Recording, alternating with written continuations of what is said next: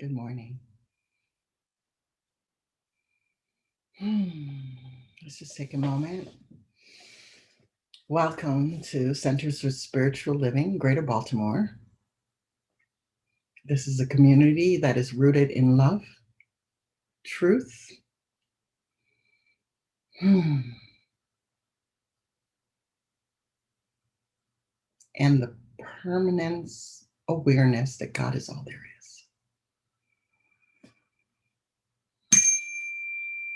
Take a moment and take a breath. And I'm so glad you're here to participate in meditation with me this morning. I'm so grateful to see everyone that's here and to know that we are all diving in to the stillness of the divine together, knowing that there's no separation, that all of us are together as one. And so this morning's reading for meditation is taken from the Science of Mind, which is the complete edition. It is page 363, That Which Changes. And throughout this meditation moment, you will hear me do this time, which is just a reminder to center into the stillness and connect your thought process or release it if you're distracted. That which changes. We have learned that spirit is the absolute being, that it is the only thing in the universe which has a self-knowingness, volition, choice, or will. The soul is the servant of the spirit and has no choice and no purpose other than to execute the purpose given it. The spirit of the universe cannot change, being all. There is nothing for it to change into. The soul of the universe must obey the will of spirit. The body of the universe cannot help changing. This is what constitutes the eternal activity of spirit within itself. The spirit passing from into form, creation eternally going on. Since spirit must be manifest in order to be conscious, there must be a way in which it manifests, and there must be a manifestation.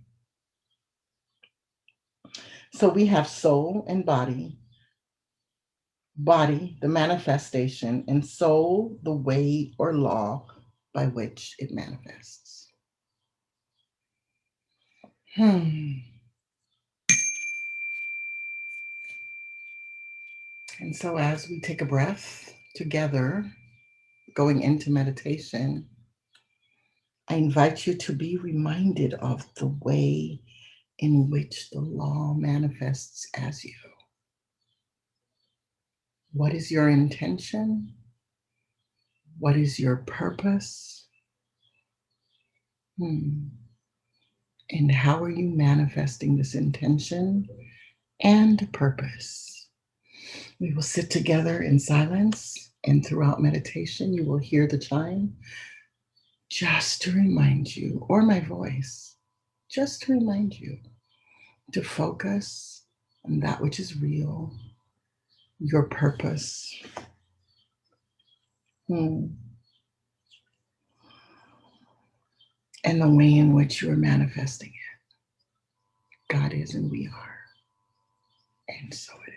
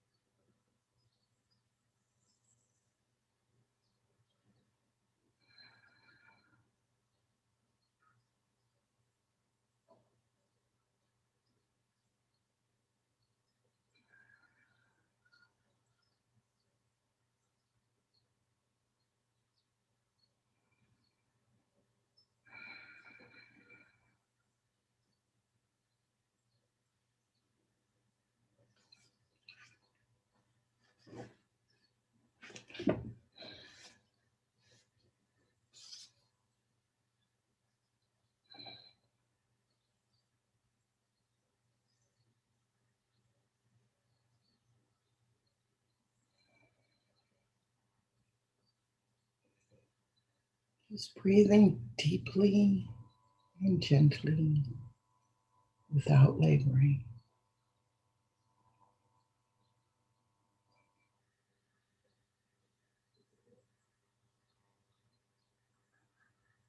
God is your very presence, the very expression of who you are.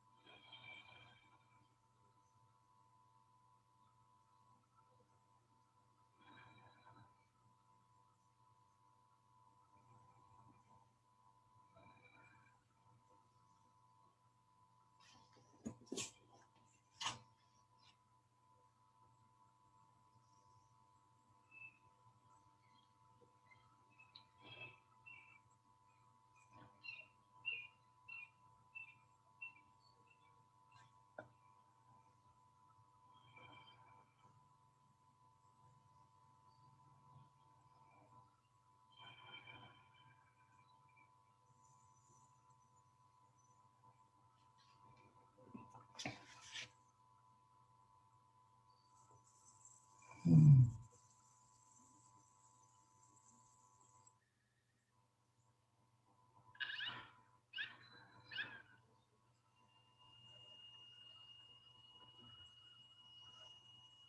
And we just allow the breath. We just allow.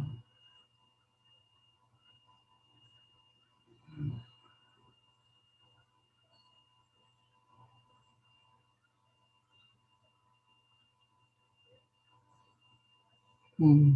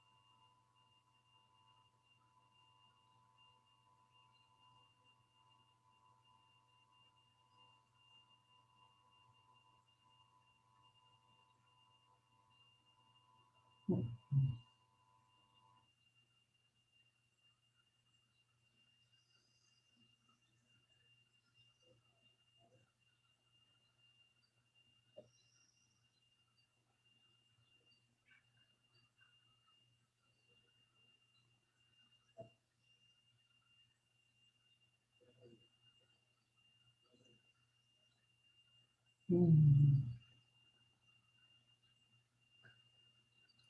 Just remembering that God is and you are. All is well. We listen with a beginner ear, listening to the silence for our individual guidance. Mm.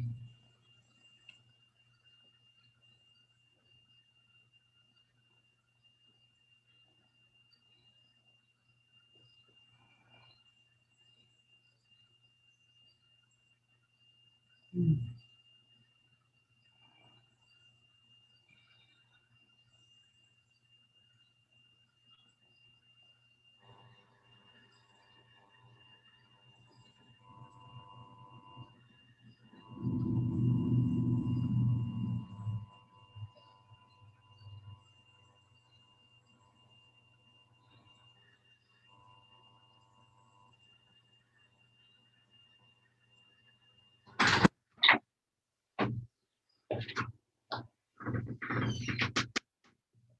And still continuing to listen.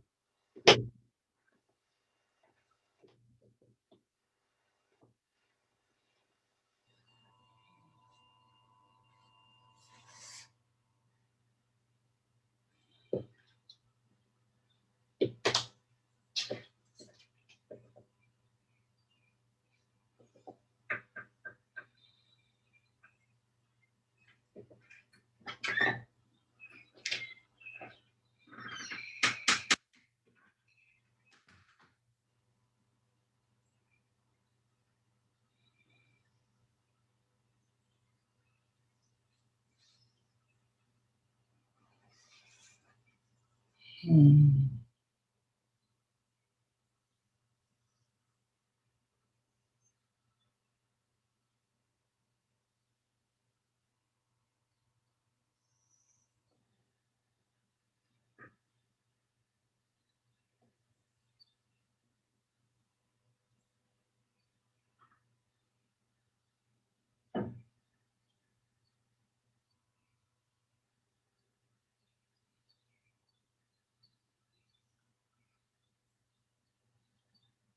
Hmm.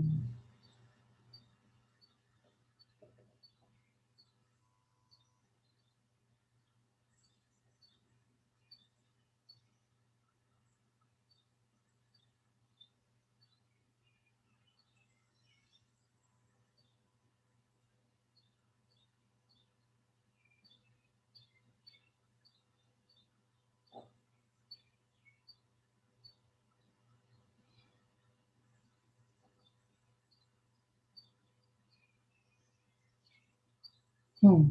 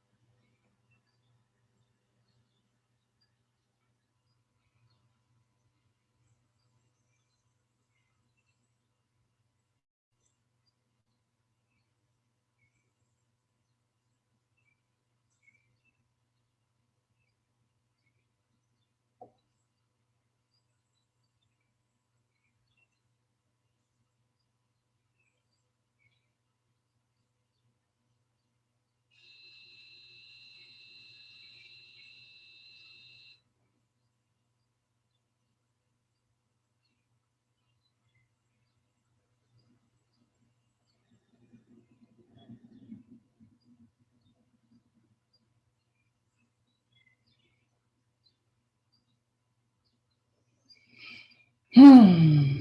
And so we spend just a few more moments in the stillness. Hmm. Breathing in. Hmm. Allowing ourselves to feel the presence around us. Just a few more moments.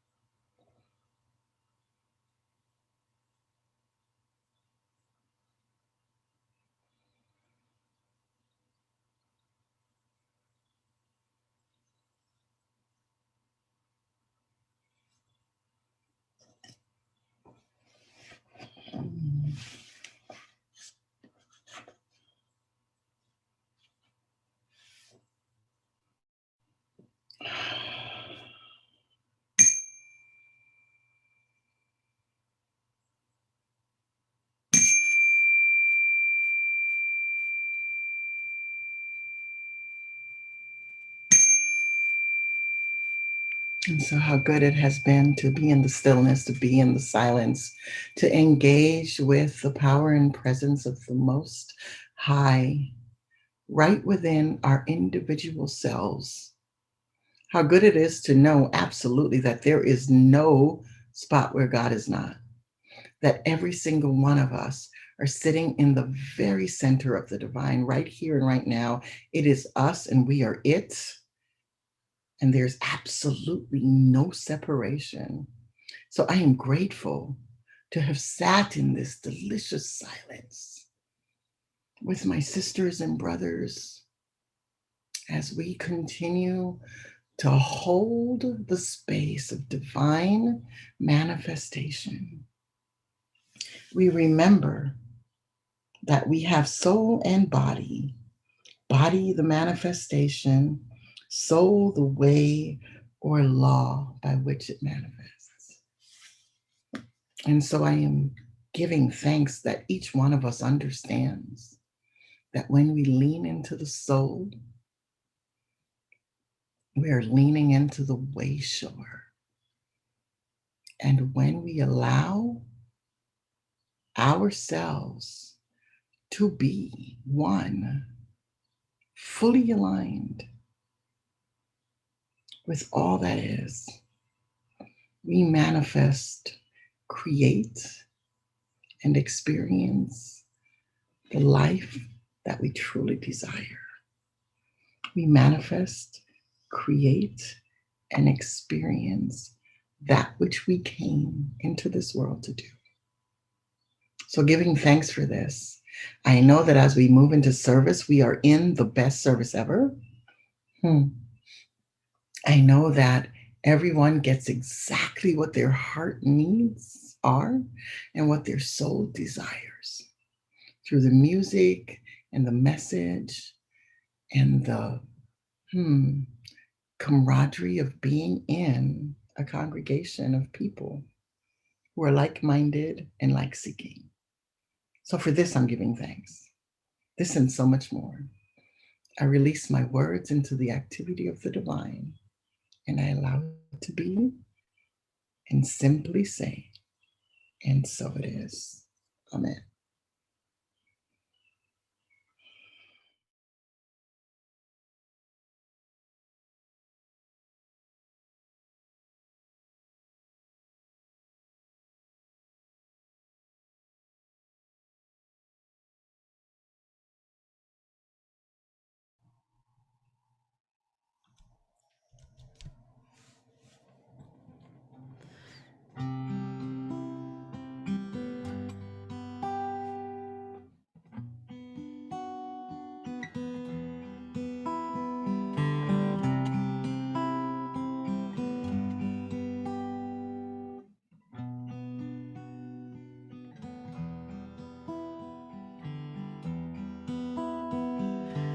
Knelt down by the water, she said, I am the soil's daughter.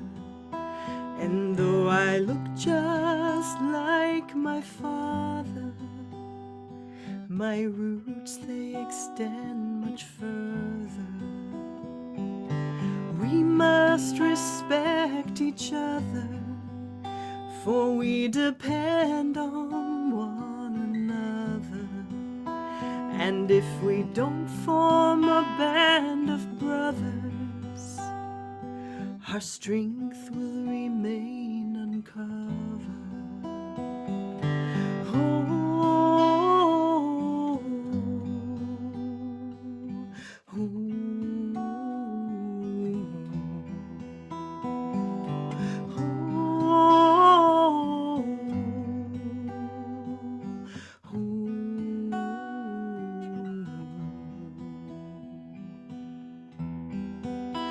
We are the echoes of those before us, and all our stories, they form a chorus.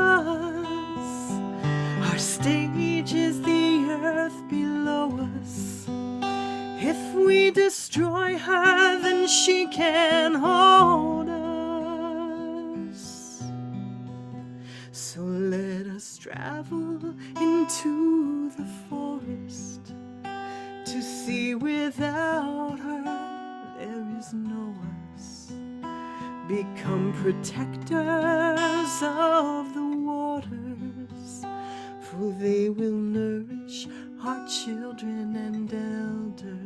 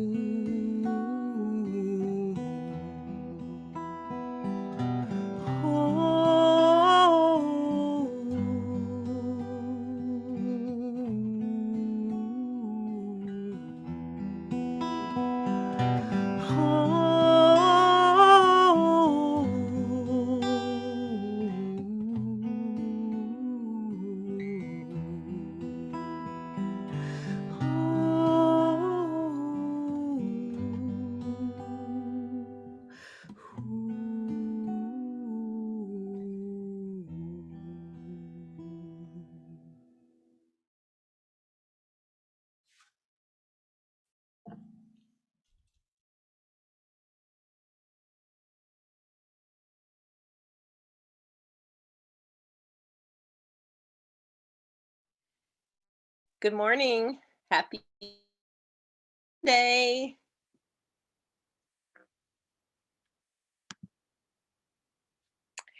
In order to help our new method of recording our service, we request that congregants and participants who are not speaking, interpreting, or performing, please turn your cameras off so that we can join in later and fellowship together. At the end of service, you can turn your camera on for fellowship. Thank you for your cooperation.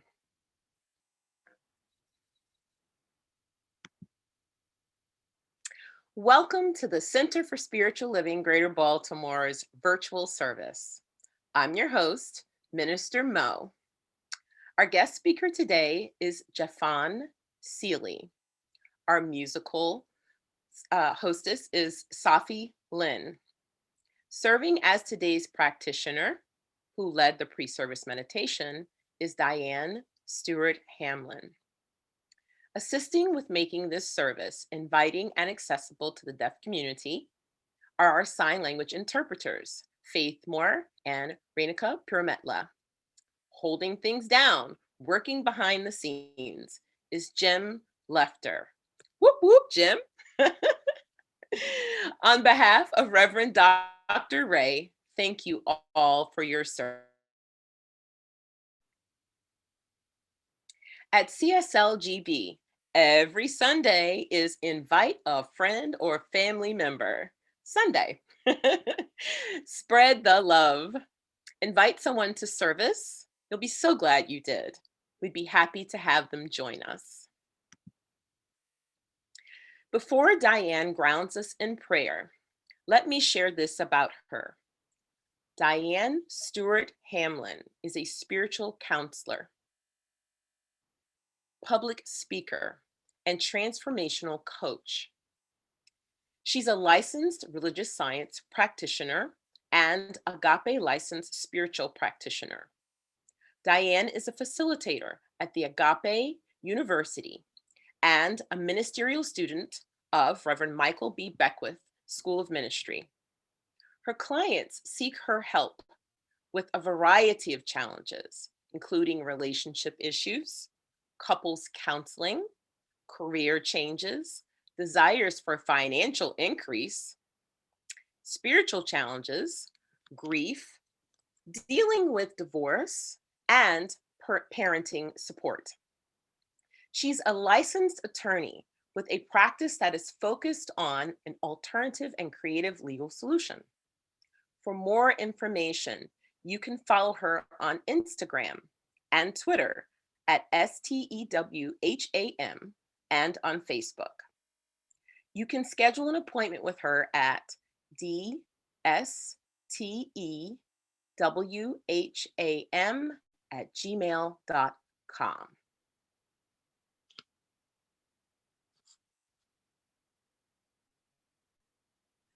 Good morning. Thank you, Minister Mo. How grateful I am to be a part of this service this morning. And so I just invite everyone to take a breath right where you are, a deep breath, holding and knowing the presence as your very self.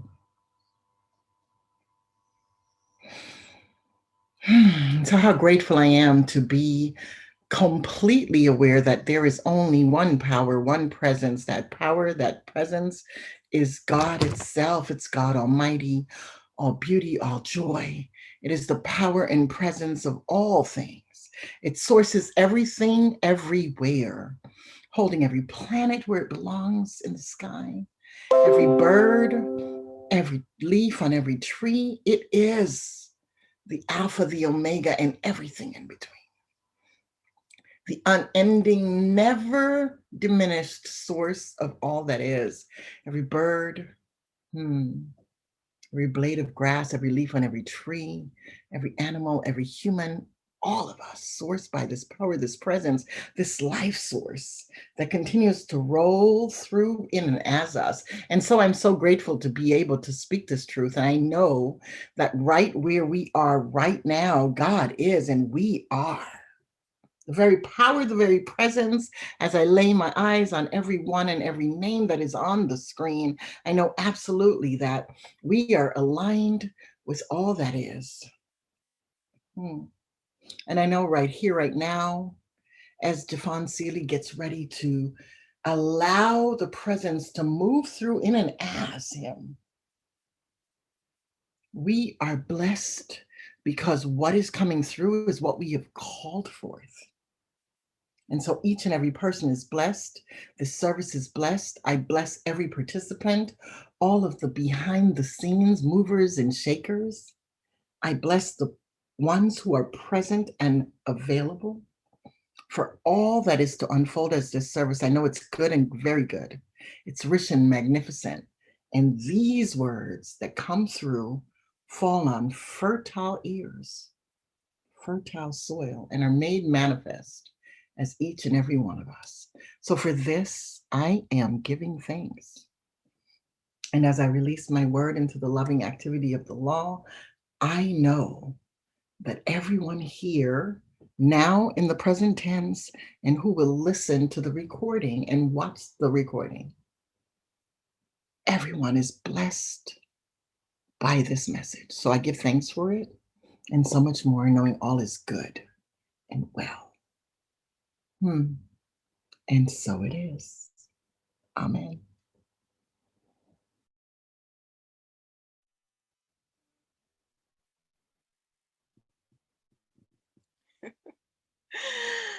Okay. And as we continue to hold space for spirit in this moment, I am ready to celebrate. And as you could probably tell by a little bit of the moving around those slides, I got a little excited. It is Happy Pride. June is Pride Month in recognition of LGBTQ pride. Here is some history for you. Gay Men of African Descent, GMAD, founded in 1986 in New York City, is one of the oldest organizations working toward the welfare of Black gay men in the United States. They began offering services for persons with AIDS during the beginning of the US pandemic, which started in 1981. GMAD's founder, Pentecostal minister Reverend Charles Angel, understood the need for Black gay men in New York City to support each other in combating AIDS, homophobia, and racism. They received original funding from the U.S. Conference of Mayors and the New York City AIDS Fund. GMAD gained federal nonprofit status in 1990. Since 1990, GMAD has engaged in group support programs for HIV positive males, wellness retreats, and mental health services. The organization has provided peer support for age groups often ignored by other service providers, including young adult members and the elderly through its Gatekeepers program. GMAD also has attempted to educate the general public. Attempted. About Black gay life, engaging especially in outreach to New York City churches, schools, and other public and private institutions. To learn more, visit gmad.org.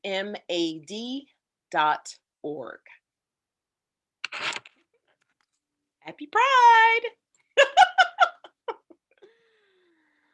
Okay, time for the announcements. We currently have 3 weekly ongoing ways to study, learn, and discuss. On the first and third Monday nights, the Sacred Contracts Book Club is hosted by Nancy Rosenberg. Slide on over to Wednesday. That night is the Science of Mind textbook exploration group, facilitated by Reverend Dr. Ray. And then pop on over to Thursday night, right? It is an awesome study group facilitated by Dr. Ronnie Ellington, one of our beloved practitioners. Ooh, I know you want to be a member. I know you do. I feel it. So, the discovery class is available online. Contact us at info@cslgreaterbaltimore.org or visit our website for more information on becoming a new member at CSLGB. Speaking of information, we have a great newsletter, the CSLGB newsletter. We have CSLGB Facebook and Instagram pages. Sign up. Get more news and information by visiting our website, cslgreaterbaltimore.org or .com. Are you interested in a community camping trip? How about a getaway? Sue Italiano is checking to see if there's any interest. I know there is. If you are, send her an email at sueitaliano.com. CSLGB Ministry of Education has upcoming classes. Let's learn together. Foundations of Science of Mind, facilitated by our practitioner, Dr. Ronnie Ellington. If you are interested in taking this class, contact Sue Monahan for registration.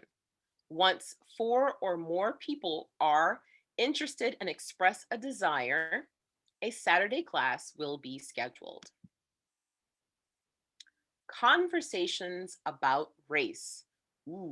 Hot topic. Racial literacy as a spiritual practice. Every second Wednesday of the month, 7 to 9 p.m., a year-long journey of experiencing racial literacy and spiritual practice has begun. At the Center for Spiritual Living, we hold the vision of creating a world that works for everyone as our beacon. Our spiritual work is examining our thinking, both our personal thoughts and those passed on to us, in a collective, socialized manner. Understanding the white persons in your life, the required reading is Race is a Nice thing to have, a guide to being a white person or understanding the white persons in your life. Contact practitioner Rebecca Arena Beal at CSL Columbia 410-340-4805 or Bella358 at Comcast.net. The Essential Ernest Holmes. This is facilitated by practitioner Eugene Holden. If you're interested in registering for this class, contact Sue Monahan. The class starts on Thursday, July 6th. Class times 6:30 to 9:30 p.m.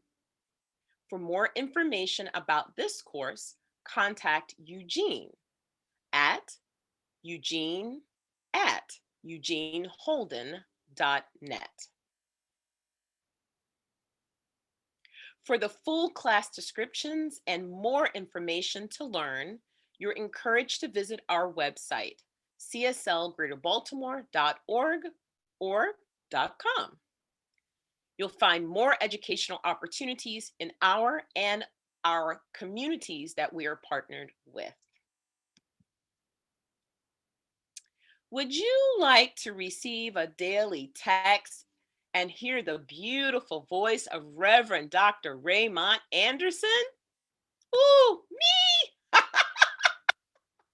If so, type JOIN, JOIN, to 833-663-9021 to begin receiving your daily inspirations.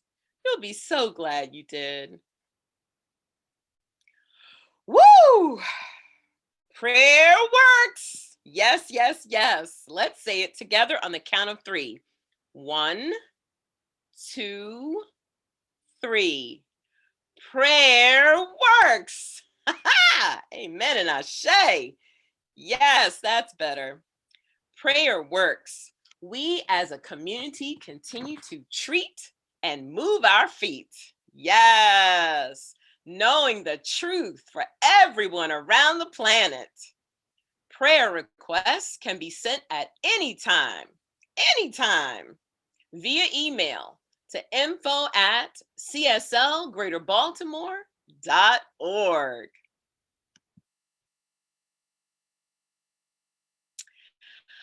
Our musician today, as you've already seen, the beautiful Sahffi Lynne, is an international singer, songwriter, and vocal coach whose mission is to offer her music and teachings as medicine, to open and connect our collective heart.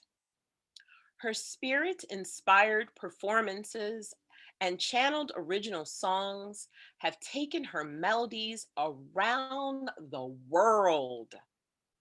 Her own vocal ladder method of teaching and singing has lifted her students' voices and souls. Sign up for her monthly emails from her website, sahffi.com,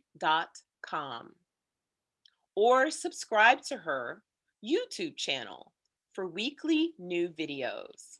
Just search Sahffi. Thank you, Minister Mo. Good morning. Good morning, everyone. So I want to invite you to sing this song with me, the chorus. It's very simple, learning the ways of the wise ones. Yes, I am definitely learning the ways of the wise ones these days. So please join.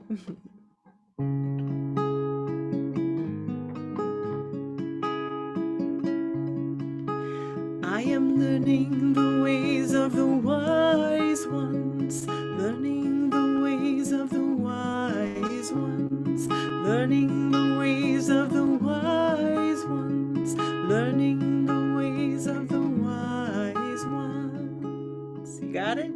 Let's do it. Learning the ways of the wise ones, learning the ways of the wise ones, learning the ways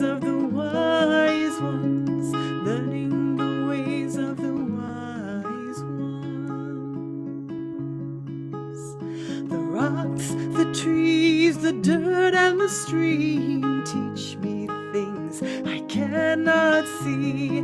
I've been troubled, it's been hard to sleep. Still I'm embraced by the love of the breeze.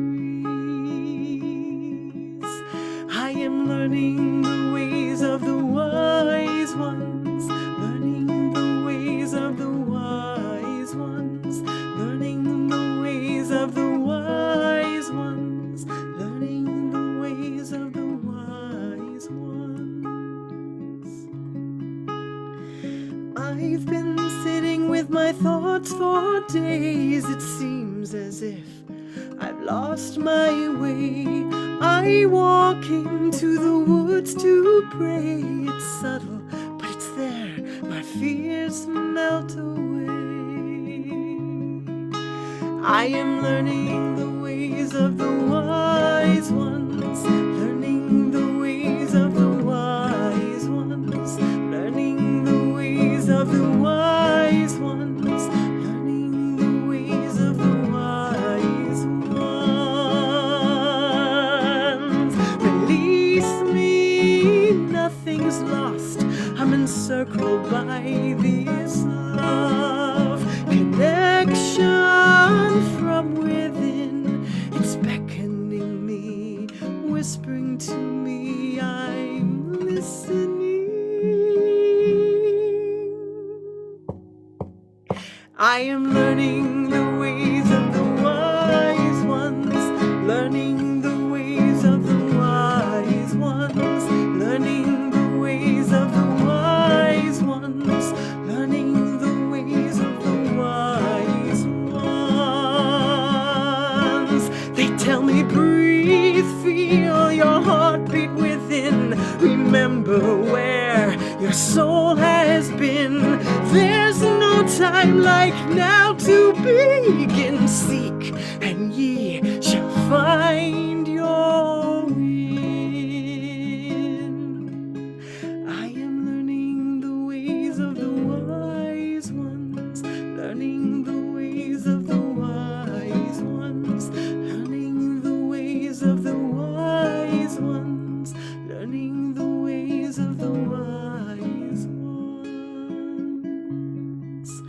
I am learning the ways of the wise ones, learning the ways of the wise ones, learning the ways of the wise ones, learning the ways of the wise ones.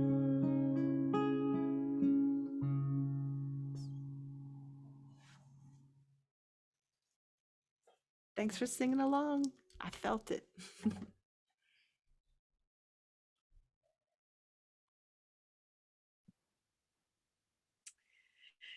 Thank you, Sahffi. Wow. We are definitely learning in the ways of the wise ones. Yes. And now Dianne will lead us in a spiritual practice. Hello, everyone. The ways of the wise ones. Thank you, Sahffi Lynne. Your music always speaks directly and deeply to my soul. So I do thank you, and I want to point out that you are actually accomplishing your mission. Today's reading and spiritual practice will be in service reading that I will take again from the Science of Mind, the completed edition. It's page 393, and it is called It Is Done Unto Us. What a marvelous thought to bear in mind, that it is done unto us. We need not coerce, we need not create the power, but we must let this great power operate through us. In the infinity of mind, there is nothing but mind and what mind does. Its operations. This mind is acted upon by our thought, and in the way thought becomes the law of our lives. It is just as much a law in our individual lives as God's thought in the larger life of the universe. We do not create, we use the power of the one mind which creates for us. Our beliefs and our deep seated convictions inevitably outpicture and reflect themselves in our experience and environment, both in the physical condition of the body and in the larger world of our fears. What we outwardly are and what we are to become depends upon what we are thinking. For this is the way we are using creative power. The sooner we release our minds from the thoughts that we have to create, the sooner we shall be able to work in line with spirit. Always, humans uses. We never create anything. The united intelligence of the human race could not make a single rosebud. But our thought, centered in mind, is using the creative power of the universe. And we just let that sink in and allow ourselves to breathe in these words in stillness for just a few moments before I continue to read.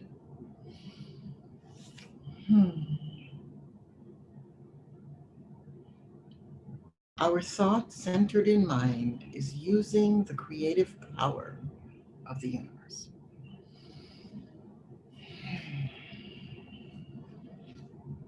So we breathe and allow the words to wash over us.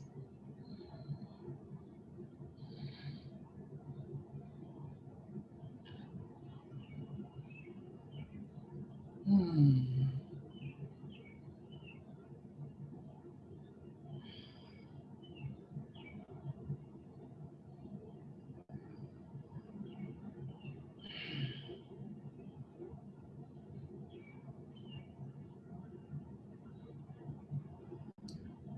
Breathing deeply, we allow ourselves to become fully aware of the words that have been read.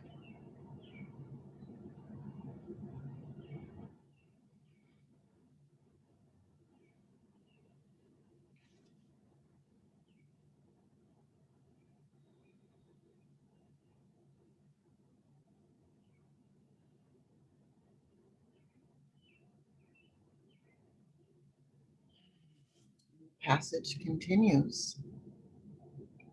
Law of life is a law of thought, an activity of consciousness.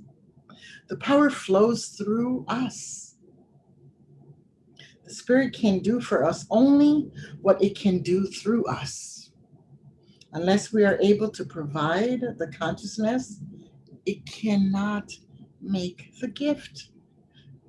The power behind all things is without limit, but in working for us, it must work through us. Realizing then that while the power is limitless, it must come operative through our own thoughts. We shall see that what we need is not some greater power, but a greater consciousness, a deeper realization of life, a more sublime concept of being, a more intimate concept of an already indwelling God, who is personal to us by virtue of being personified through us. Let me restate that. God is personal to us by virtue of being personified through us. And we breathe and we allow these words to settle within our minds and our spirits.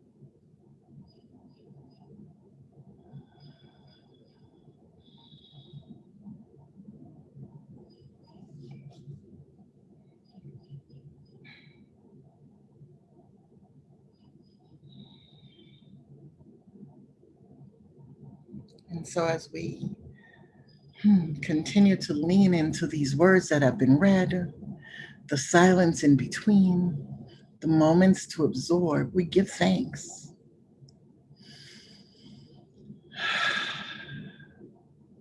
We give thanks for the opportunity to be spoken to through the words of the divine. And we bless ourselves, we incline our ears, we listen with our spiritual being as Jeffon Seeley continues to carry forth the words and the teachings and the truth that is necessary for each and every person that is hearing this and seeing this message through the gift of interpreters that allow all to participate. We bless this time together. We know these words are magnificent. And we remember that the indwelling God is personified through each and every one of us. And so it is. Amen. What a powerful, beautiful word. Thank you, Dianne. Whew, that was a delicious silence in there as well. Really enjoyed that.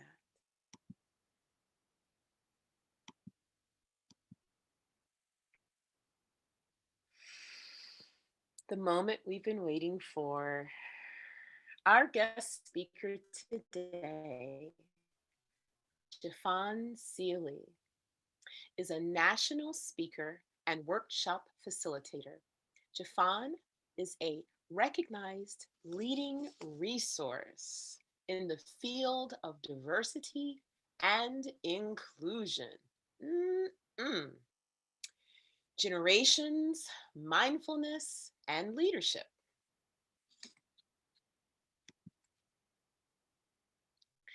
He assists major corporations, nonprofit organizations, and government and academic institutions with innovative strategies to integrate mindfulness, inclusion, and the evolving generations into management and leadership roles. Named as one of the emerging spiritual leaders in our world by Reverend Michael Bernard Beckwith, Jeffon is committed to shining a light of hope, peace, and power into every environment he enters. You can learn more about Jeffon at jeffonseeley.com or 3keylife.com. And here he is. Thank you so much, Minister Mo. I really appreciate it. It's so fascinating when I don't know if anybody else has had this, when somebody reads a bio or something of that sort about you, it's like, well, to Diana's point, to Diane's point, I am simply that which is empowered by source, by the infinite energy. I am no greater, no less than anybody else who is here. And so while my bio may have specific things, all of our bios, all of our experiences are important, are valid, are essential as we continue forward in our individual life. So I always just can't help but smile when I hear people reading whatever these bios are, because in all honesty, that is the very tip of the iceberg. And what we all are is something that is much greater, much more than the finite words that we use to try to describe ourselves, if that makes sense. I'm on the other side of the country. I'm in California right now. So if that's not translating, it's a little early here. Hopefully, as we move through it will.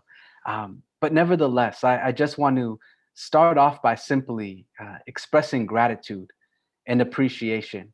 First and foremost, for Reverend Dr. Ray for reaching out and providing this incredible opportunity to be here with your community, to be here with each and every one of you in this present moment that we are sharing with one another. I want to also thank Tracy, who has really been instrumental in helping to coordinate all of this. And she's been very, very patient with me, specifically in getting some of the emails and things back to her. So, Tracy, I just want to acknowledge you and thank you for that. But more importantly, I want to express gratitude for all of you, for your unique journey, whatever that journey may be, whatever you may be going through in this moment of now, to bring you here in this present moment that we are sharing with one another. I am extremely grateful to be able to share this experience with you. And it's fascinating. When we begin to express gratitude, first and foremost, it opens up this doorway in our conscious minds where we start recognizing the innumerable things for which we have to be grateful for, which, from my perspective, there are innumerable blessings. So we could never run out of things that we can be grateful or thankful for. But more specifically, is when I begin to express gratitude for all of you, for myself, for the individual that I'm passing on the street, for the person that is driving next to me when I'm stuck in the LA traffic out here. I recognize that I am not only expressing gratitude for that unique being, that divine being that I am sharing that moment with, but in that expression of gratitude, I'm also recognizing the innumerable people and circumstances that have preceded them to bring them into this moment. So, for instance, as I express gratitude for you, I'm expressing gratitude not only for your unique being, but for your incredible parents who helped to bring you into this experience, regardless of whatever the circumstances may have been. For your grandparents, for your great grandparents, for your great great great grandparents, and going all the way back through time, all of whose lives were essential in the development of who you are. So as we express gratitude, I'm encouraging all of us to look with this perspective and realize that when we say a simple word of appreciation, we are honoring not just this moment now, but the spectrum, the infinite time that has existed to provide us to share this moment. So that's a very simple way of saying I'm grateful for all of you here today. The conversation that I would like to share is one that is really focused on this idea of embracing the divine, this pathway of possibility and transformation. And I'll share a little bit more about that as we move through this time here today. But I want to begin by just simply saying that it's fascinating when I think back at my experience, the unique circumstances that have actually brought me into alignment with Centers for Spiritual Living, with New Thought teachings, with deeper spiritual principles. And if we were in person, I usually make a joke that I stumbled upon this New Thought path, I would say, about 10, maybe 15 years ago. I was about 2 years old. And usually that's a laugh, but I'm not 17. I'm a little bit older than 17. But I did stumble upon this path about 15 years or so ago. And I lived in Atlanta, Georgia at that time. And there was something that invited me into this particular spiritual center, the Center for Spiritual Living down in Atlanta.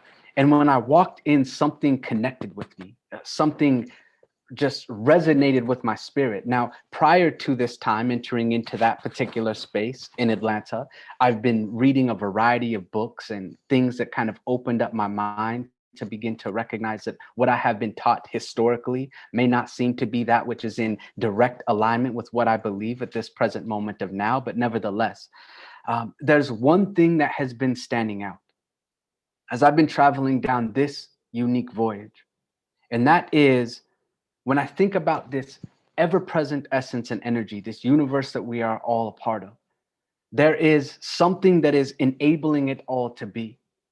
the one power, the one presence, the God energy, the divine intelligence, whatever you choose to call it. I have yet to find a word that can encompass it all, for it is the very essence and energy that enables me to speak a word out into the ethers.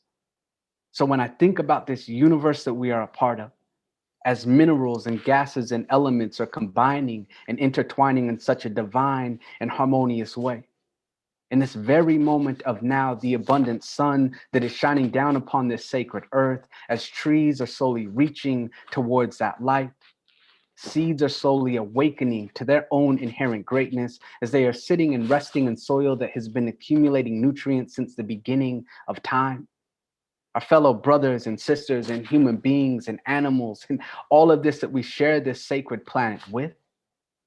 And when I was looking out into this infinite universe, seeing the divine presence, I also recognized that there was not only this infinite out here in terms of the universe, but there was an infinite universe in here.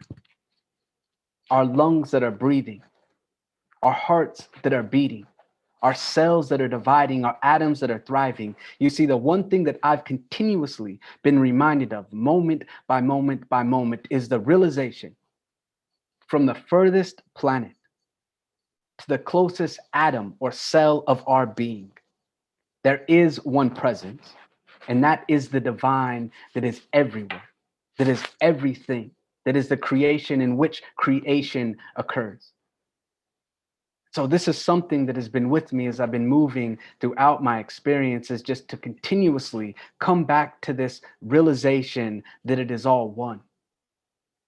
Now, it's one thing to intellectually know that it is all one, and it is an entirely different thing for us to embody this idea so it becomes a natural way of being.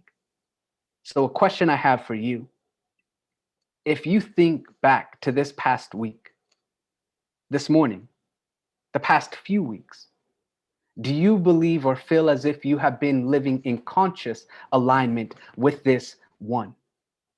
And I say conscious alignment because whether we're aware of it or not, we are always a part of the divine. It's just simply if we are willing to tune in our thoughts, our energy, and our being to this deeper understanding, to this wisdom, so to say. And if not, what can you begin to do as you move throughout this day, this week, this month, and beyond to ensure that all that you are doing is inspired, guided, and led by this sacred source that enables you to simply be? So it's my hope as we go through this conversation that it's not just another intellectual conversation, that we accumulate these intellectual bricks of knowledge that if you're like me, you probably have a lot of them stored up in your storehouse, so to say, within yourself. Instead, it's my hope that we can find something tangible and practical, as Dianne did in the spiritual practice, that we can embody in such a way that we can bring it with us, apply it practically to our life so that we can see the manifestation or the effects that that internal cause might bring about. Now, as we start embracing the divine, I found that it is extremely important for me to begin to reflect upon my entire experience. Most importantly, at times, to see the areas in which I would think or thought that the divine was not there. And I share this with you, and I'm going to walk through a simple expression from my life. And you can align it, or maybe there might be some similarities or synchronicities in your own experience. But I think that this is something that is quite profound when we begin to think about it. So I had the unique opportunity to begin my journey in this life, in this unique area right here. If we were all in, well, I guess you could do it on the chat. If anybody knows where that is, you could type it into the chat. And if not, no worries at all, because I'm going to tell you right now, my unique voyage in this experience of life started off in this very, very interesting, unique, and beautiful place of Salt Lake City, Utah. That's where I was born. Now, usually, when I say that I'm from Salt Lake City, the question that immediately follows is, well, Jeffon, are you Mormon, or were you Mormon, or do you have family members that are Mormon? And the short answer is growing up, yes, I was when I was young. However, obviously, I no longer practice the Mormon religion, but I still have family members that do. Not just Mormonism, but Baptists and a variety of other religions. And what I found in my life is that it is not my job to run around and tell other people what paths they should follow. Because when I look deep enough, I recognize that all spiritual paths that individuals may choose to walk are ultimately leading the same way, for they are all empowered by the same source, the same divine, the same ever-present energy that we have been discussing. I believe there is an Upanishad that says how foolish it is to run around the mountain and tell people that the trails that they are walking up are wrong. All trails can ultimately lead towards the mountain peak, so to say. So I grew up in this unique area of Salt Lake City. My mother was adopted from Scotland. My father is African American. And I think of the divine circumstances or the divine alignment that occurred to enable me to simply be here. My grandparents, when they adopted my mother, my grandpa built churches with the Mormon Church, and they were sent on a building mission to England and Scotland. And it was in a meditation a while back, and it still pops into my mind that I was thinking of the ways in which my grandparents were led towards this specific orphanage in Edinburgh, or in Glasgow, excuse me, in Scotland. And something must have drew them towards this little girl who was one, not even two at the time. And they walked over to her and they got her and they brought her back here. And they did so legally. It's not like they just snatched and ran, you know, they did so legally. And they brought her back here, hoping that in doing so, and this is what I think, hoping that in doing so, they would provide this young girl an opportunity to blossom into her own uniqueness. And if this little girl happened to have children as she got older, so too would her children have this opportunity to blossom and unfold into their uniqueness. Now, on the opposite end of the spectrum, my grandparents on my father's side, my grandmother was born in Jackson, Mississippi. My grandfather was born in Pine Bluff, Arkansas. And I don't think that I have to go into depth regarding the circumstances that the African American people were experiencing in the Deep South at that time. On my mother's side, especially with my grandparents who happen to be Mormon, you can trace their lineage back all the way to England, many hundreds and hundreds of years. While my father's side, I can go back maybe to my great grandparents, and then it's washed in that very dark history that this country and many countries have experienced. But all of those circumstances, all of them, there was this golden thread, so to say, that had to be woven in such a way to enable me, my family, my cousins, my experience to begin to unfold. So in Salt Lake, when I was very young, my parents, as with a lot of individuals, they decided to go their separate ways, and that was quite all right, which meant my mom was left to raise myself and my two little sisters. And it wasn't until when I was about 8, 9 years old, I started to witness things that I don't think any kid should have to experience.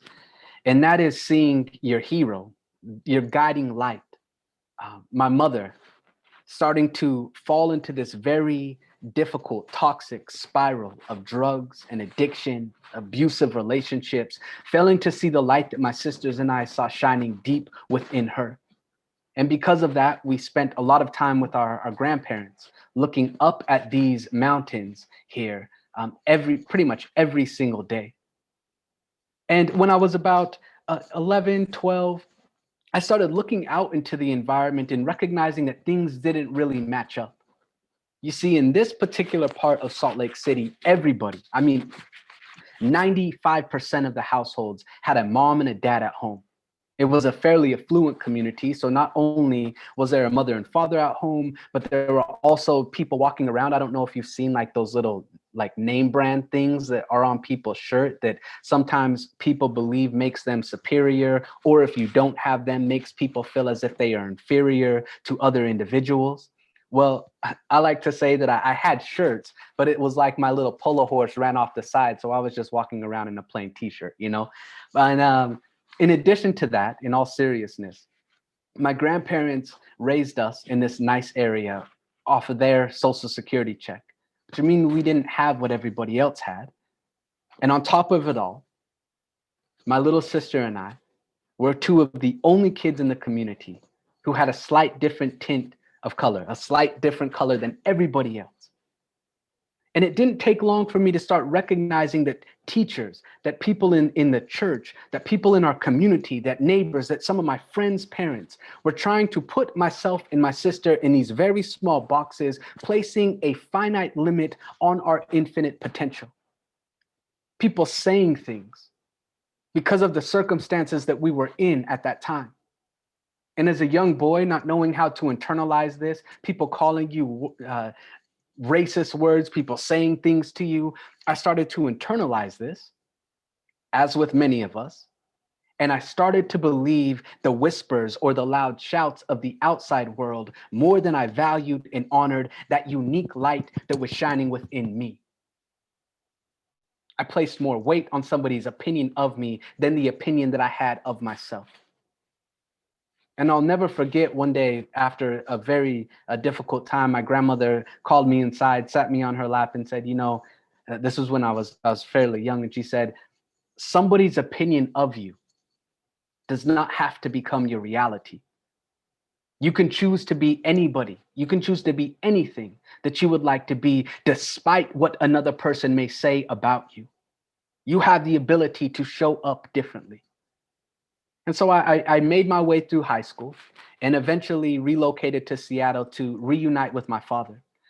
We weren't really in communication up until I was about 18. And I learned some important things. First and foremost, my father, while he wasn't there, I realized that I did not have to point a finger of blame or shame or guilt at him. I could simply send him love, realizing that he was doing the best that he could from the space that he was at. Looking at my mother, who at that time was trying to get her life back together, going into recovery centers, but always slipping back into relapse or always relapsing, I realized that I could always shine her love. Regardless if she was right there with me or somewhere far away, I could always shine love towards her. So these are things that stuck with me. And when I was in Seattle, unfortunate circumstance began to occur, and my grandmother passed away, and my grandfather, who helped raise me, passed away. And it was at this time that one of my father's friends, who was one of those spiritual people, and I do this because I'm one of those spiritual people now. He would always tell me these foolish things, these things that I thought was complete just nonsense. He would tell me, you know, Jeffon, I don't know if you've heard this one. There's no spot where God is not, or the divine is everywhere present, or everything is happening in divine order. And I would listen to him and we would get into these debates, and I would do my best to point out all the reasons why I thought what he was saying was complete nonsense. I pointed at things at that time, like my grandmother who just passed away. My mother who's trying to get her life back together, but is on the streets homeless at that time. I pointed at my two little sisters who are still down in Salt Lake City with nobody really around them to show them the uniqueness, the queens that they are. And I thought I made a pretty good point as to why what he was saying, the divine is everywhere present, is complete garbage. And then he handed me a book. And there's something that's very unique about books, you know. They're very powerful, but there is this miraculous act that we have to participate in order to draw the power or the knowledge from a book. And it's something very, very simple. It's simply, you have to, I don't know if you've ever done this before, but you have to open it. Once you open a book, great things happen, but you can't stop there. You have to begin to put your eyes towards the words, or feel the words on the page, and then bring those into your consciousness. And suddenly you can start finding insights that otherwise would have just sat in this book and you would have never even grasped it. Now, I have many books back there that I haven't necessarily read. I will get to that. But he handed me this book. And I'll never forget what this book did for me. I opened it up, and on the first page, it said, "The real cannot be threatened. Nothing unreal exists. Herein lies the peace of God." That book is A Course in Miracles. And it was at that time that a doorway opened within my conscious mind, and I began to reflect at all of my experiences and thought, maybe, maybe there was a divine alignment and a reason why things occurred in the way that it did. Maybe there was this golden thread of the divine that was interlinking it all. And I share all of this with you to think back at your experience. The abundant mountain peaks of happiness, of joy, of compassion, of prosperity, of abundance, and the low, dark valleys of fear and despair, and recognize the one source, the one presence, the divine intelligence that has always been there.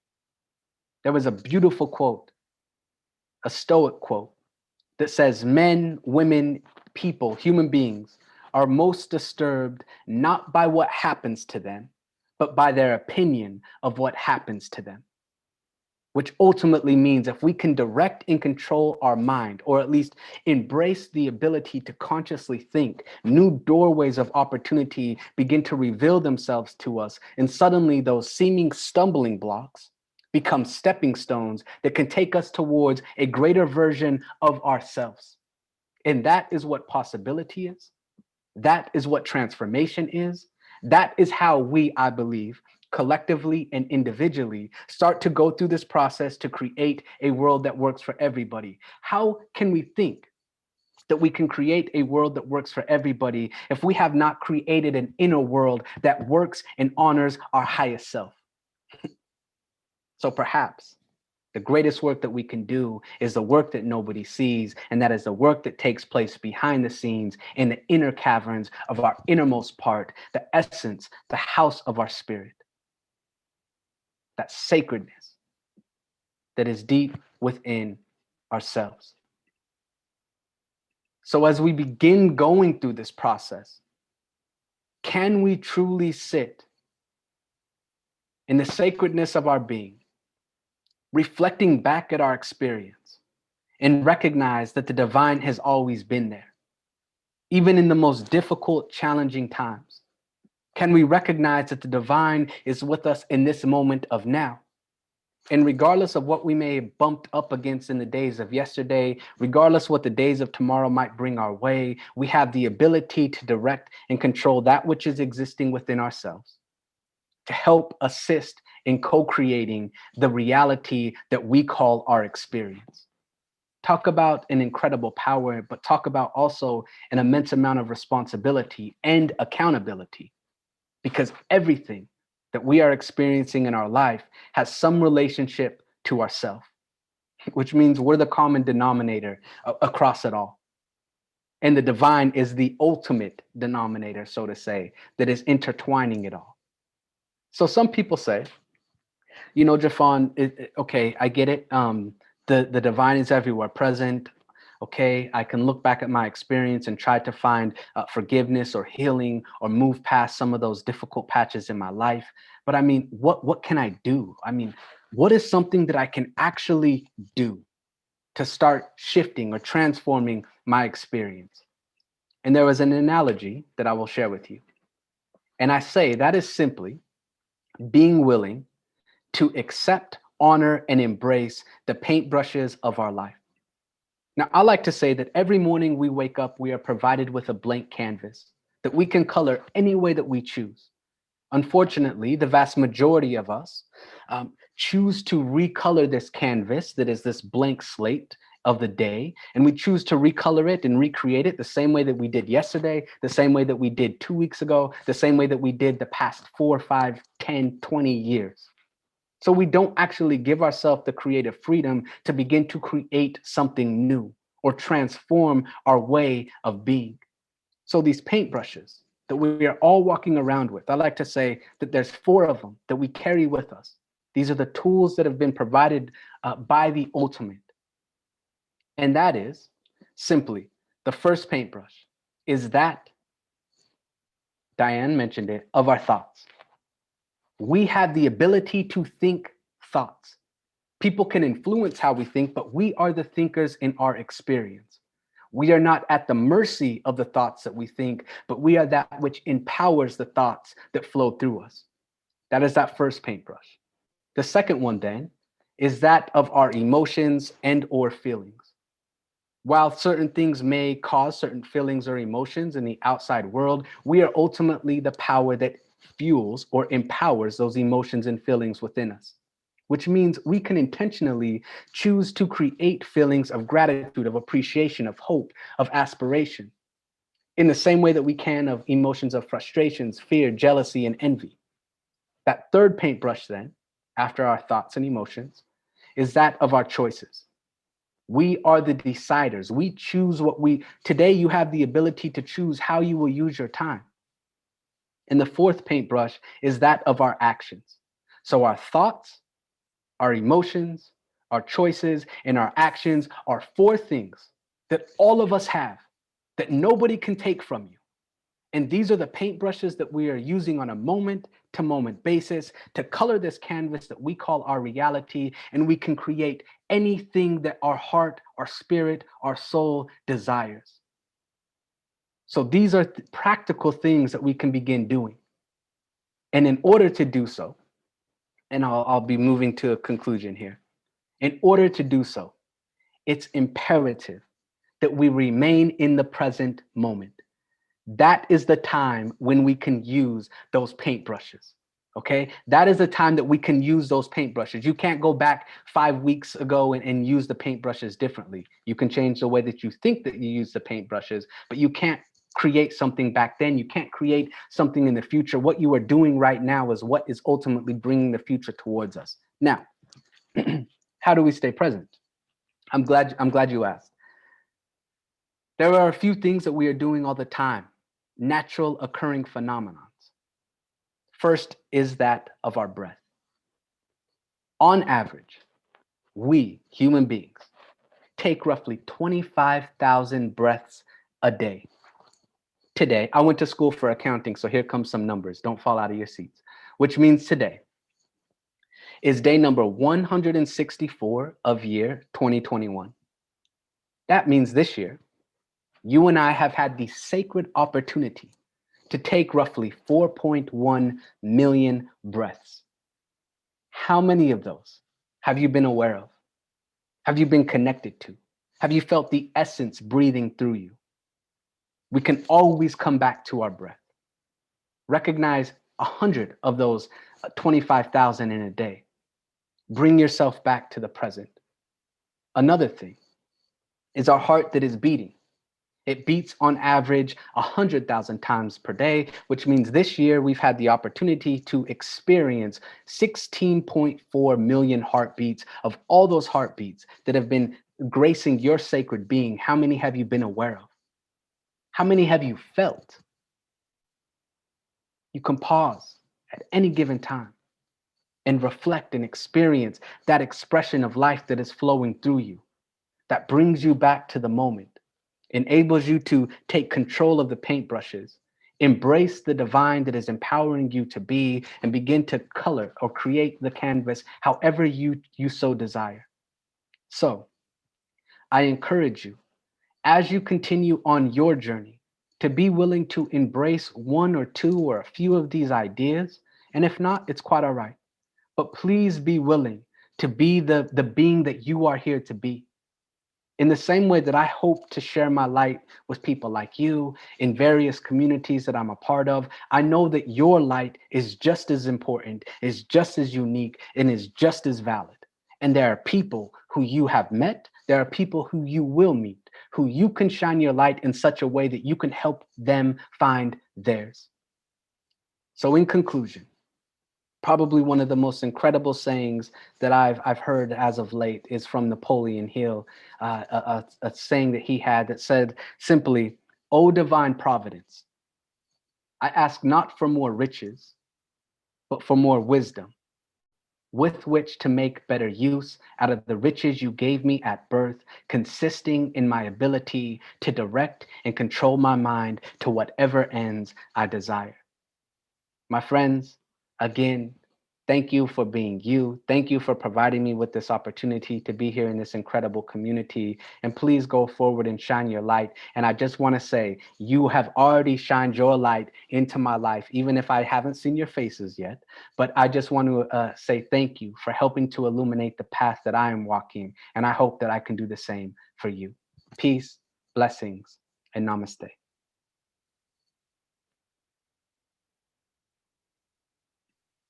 My. Woo. Thank you.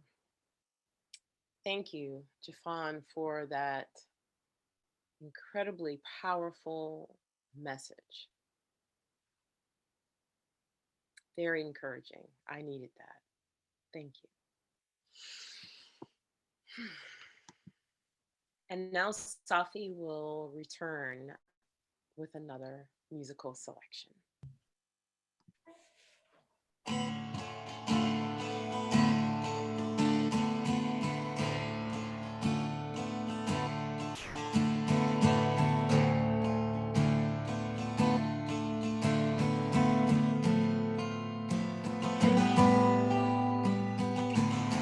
Wouldn't it be grand if we could live our lives the way we planned before we even got here?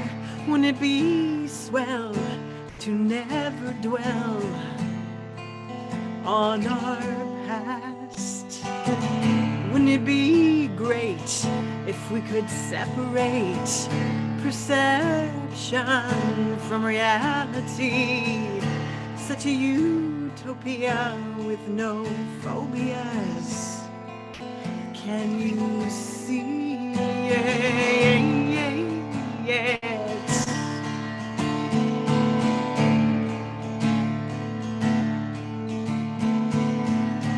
When we have peace to live our lives, if we cease to disguise, wouldn't it work if we didn't shirk our responsibilities? Couldn't we live in harmony? Wouldn't that be so lovely? Wouldn't that seem like a utopia? Can you see it? You can, if you decide that's what you want, and you can, and if you decide that's what you want, and you can, and if you decide that is what you want, and you can, and if you decide,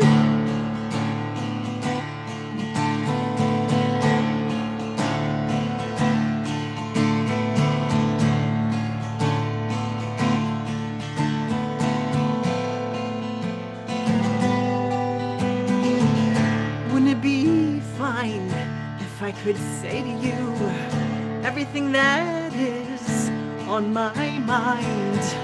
Wouldn't it be nice not to sacrifice myself? Wouldn't it be good to live my dreams? Not that I should give up the scene. I just want my utopia. Can I see it? I can. If I decide that's what I want, and I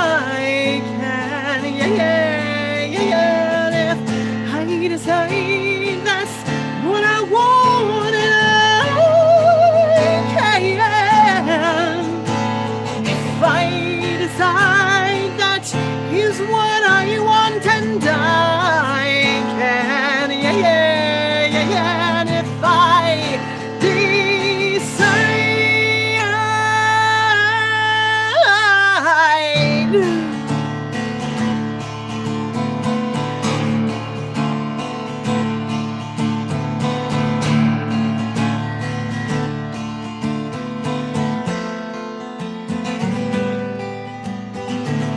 When we appreciate, if we could celebrate before we leave and it's too late, could we show love to our brothers now?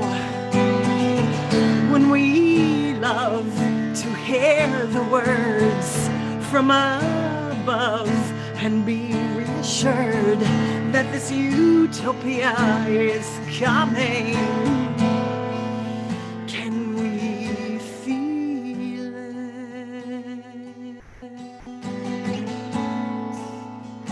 We can if we decide that's what we want, and we can, yeah, yeah, yeah, yeah. If we decide that's what we want, and we can, if we decide that's what we want, and we can, if we decide, if we decide.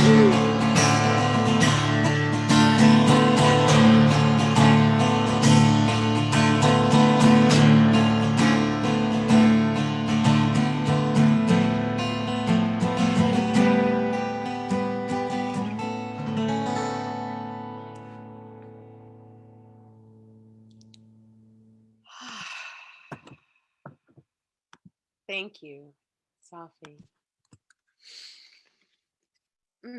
Yes, yes, yes. That was beautiful.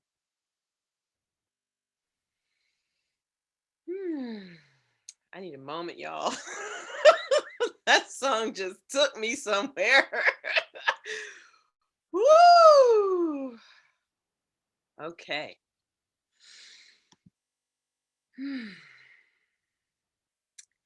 And this is the time of service. We are reminded that practicing the law of circulation is one way we support our spiritual center. It supports where we are spiritually fed. It supports not only the spiritual aspect of who we are, but it also supports the nuts and bolts. That means the daily workings, the way we pay rent, this new building that we are manifesting with new windows and a youth ministry and classrooms and community activities, community outreach, a new labyrinth. Woo! And so much more.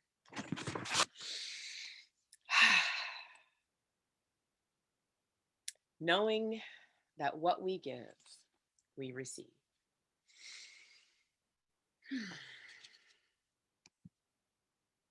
The CSL GB Practitioner Corps, as the spiritual leaders of this community, after pledging $5,000 to the expansion of CSL GB, successfully demonstrating more than 5,000 from June to December 2020. They have once again, whoop whoop, stepped up to the pledge to collectively, as a corps, give $25,000. Yes, in 2021, to the expansion of CSLGB.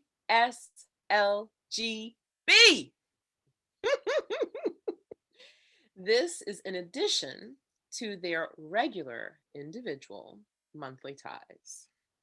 As of May 30th, they've pledged $7,975.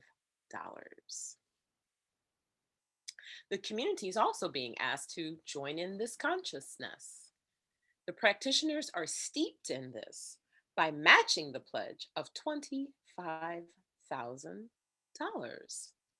As of June 6, our community has pledged $825. Thank you. Thank you, practitioners, and thank you to everyone who has already given. How do we tithe? Donate. I know you want to know. You can choose PayPal. You can text message us. You can postal mail us. Yeah, all sorts of ways. If there's any particular area or aspect of CSLGB that you specifically choose to circulate your support, for example, the Emergency Care Fund or New Building Fund, you can do so by designating it in PayPal in the Notes section, or if you're writing a check, in the Memo section. For texting, you want to see Sue. Sue will let you know exactly how to handle it in that way. Or you could trust Source through our board as excellent stewards who determine how to circulate at best and in the most appropriate way. For more information, go to cslgreaterbaltimore.org/giving. And thank you for giving. And now it is time for our declaration of financial wealth and abundance. You ready? I joyfully, consciously, and gratefully participate in the law of circulation. I trust in the spiritual principle that says, as I sow into my beloved community, I demonstrate my awareness of standing not only in the flow, but as the flow itself. As I sow of myself, my time, my treasure, my talent, I demonstrate my support and engagement in my community's vision, mission, and purpose. I actively give as a demonstration of manifesting, of reaping the harvest of a world that works for all. Yes. I feel that. So grateful. Woo! What a yummy service today. And this is the time of service when Tracy reminds you to be awesome today. Okay?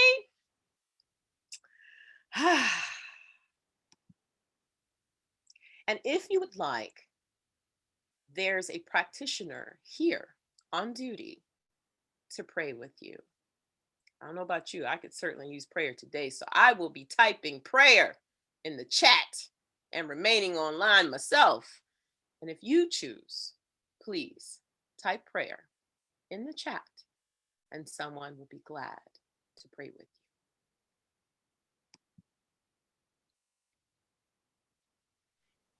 And so we give thanks for this time together. How splendidly delicious and beautiful it has been to dive in to our own consciousness and allow ourselves to receive these words that were spoken, knowing first and foremost that each and every one of us stands in our awesomeness, as Tracy always declares, us being awesome. Each one of us stands in the awesomeness of this word that has been spoken.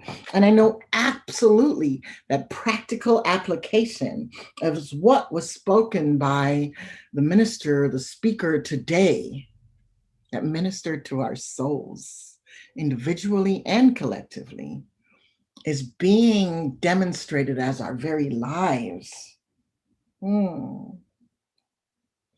We're presencing the presence of the divine right here and now in all of the activities of our affairs. And we take this joyous experience of the service today into our daily lives. We know that each one of us stands in gratitude, embracing the truth. And we follow the path. We follow the path of the divine. We walk in such graciousness and grace-filled energy that everywhere we go is forever changed because of our presence. And so standing in this truth, standing in the knowing that each one of us continues to demonstrate that which we came into the world to do as our very selves in our very lives. I bless every congregant. I bless the speaker. I bless the behind the scenes movers and shakers. And I bless everyone who came today to support this service and make it be available for each one of us. We stand in gratitude and thanksgiving. And as I release my words into the activity of the law itself, knowing it is already demonstrated and already done, I give thanks, blessing each and every person, each and every participant, those who come later to watch the video or listen to the video. I give thanks for this and so much more, blessing our interpreters, all the way showers. I give thanks. This has been a good and rich service, and I'm going to release my words now into love and light itself, activating a truth that already has been spoken and already exists, infinitely through, in, and as us. And so it is. Amen. And so it is. Amen.